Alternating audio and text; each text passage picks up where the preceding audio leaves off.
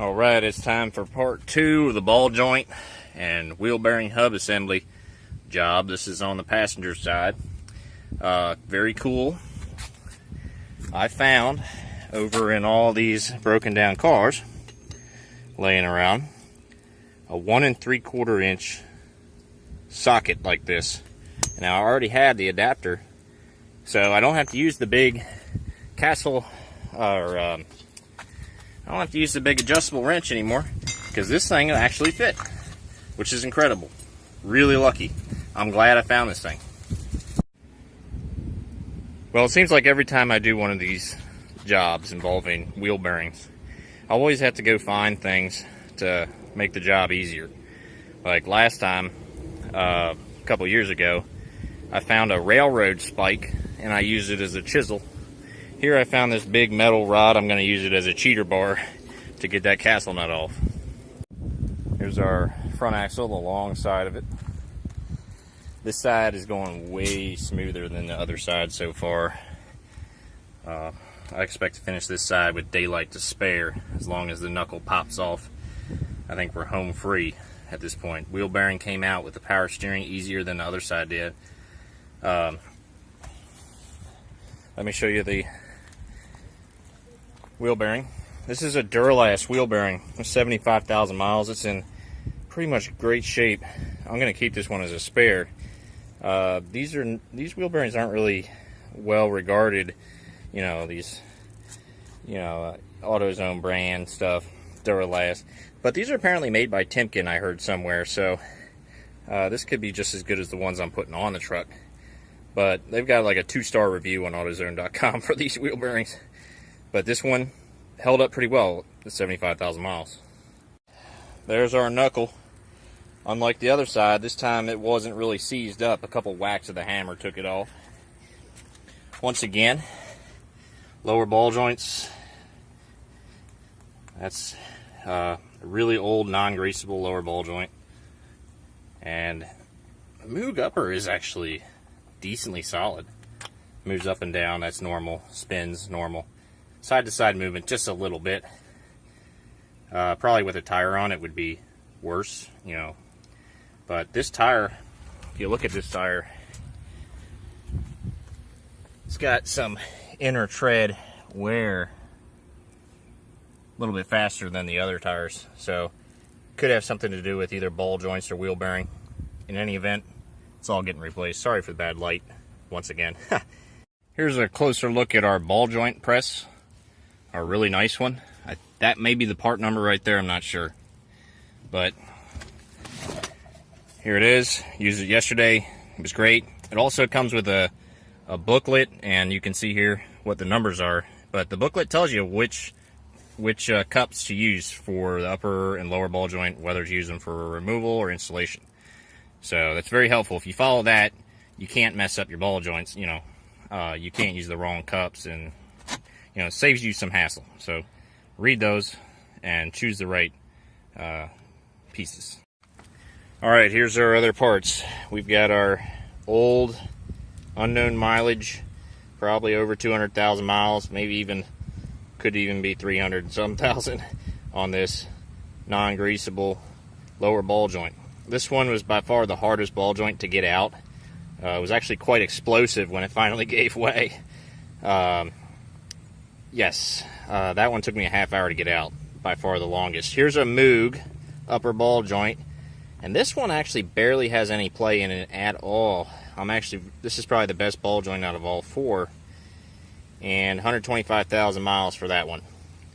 I gotta say, if there's one thing that surprises me out of all this in this job, it's the fact that the Moog ball joints actually held up decently. I mean, the truck is on 35-inch tires, minus 12 offset rims.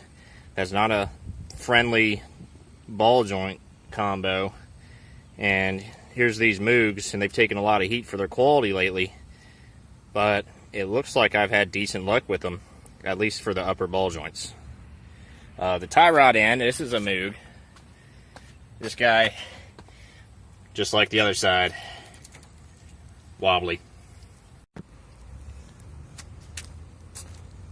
But I wanted to show one where I'm pressing it in. This is the lower. This one's a little bit of a challenge. This whole side with the ball joints has been more of a challenge as far as removal and installation goes, except for removing the upper so far.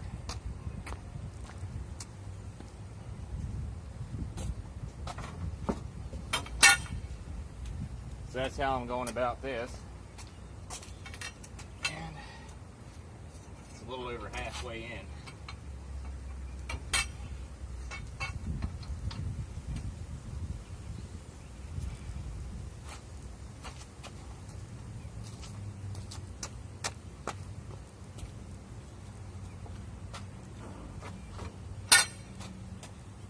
And eventually, I'll get there. Here we are on the test drive after doing the passenger side. Everything feels good. I'm really happy that job's over with. That was hanging over me for a while. That was a rough, very physical, laborious process to get that done. This time around on the passenger side, I had a tough time getting the lower ball joint out, seized up. Upper ball joint came out easily. And I also had difficulty pushing in both upper and lower ball joints. The axle shaft was a bit harder to get put in position. As I said, it's really long on the passenger side. And that was about it. The passenger side went really smooth. I finished in about 2.5 hours, including cleanup, which is a lot better than yesterday where it took me 4 hours to get the job done. Same thing, just other side. So, yeah, end of the day, Moog, upper ball joints, exceeded my expectations. Whatever lower ball joints those were lasted a really long time as well. Don't know the brand, I'm going to guess Mopar. And both wheel bearings were okay. So we've got 2 spare wheel bearings for the future if I decide to keep them. I probably will. Both of them have less than 100,000 on them. So I really wanted to get this whole job done before I got a set of tires, new set of tires. I didn't want to get a new set of tires and then burn through the tread because of bad ball joints. So job's done. Hope y'all enjoyed seeing me toil. I'll see you in the next video. I think I might be in need of a toolbox these days. One final note before I end the video. Before I did this job, I was quoted $2,400 to do the ball joints by a local diesel shop. They said that it was $1,500 for the ball joints themselves. So I bought my ball joints for under $300.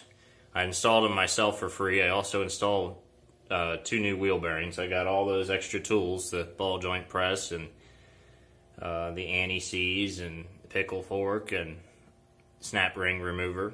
Got all those for my future use. And that all came out to be under $1,000. So I saved a boatload of money compared to that shop doing this job myself. And I'm a lot happier knowing that, I pulled it off on my own, and if I ever need to do it again, I can do it.